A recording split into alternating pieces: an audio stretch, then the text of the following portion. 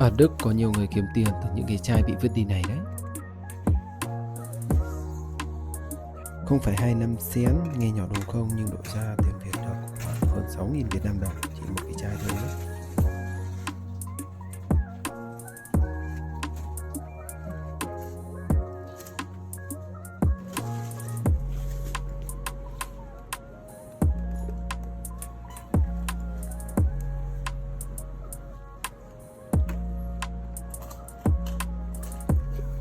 Ở đây mình có thể đổi chai ra thì tiền như vậy.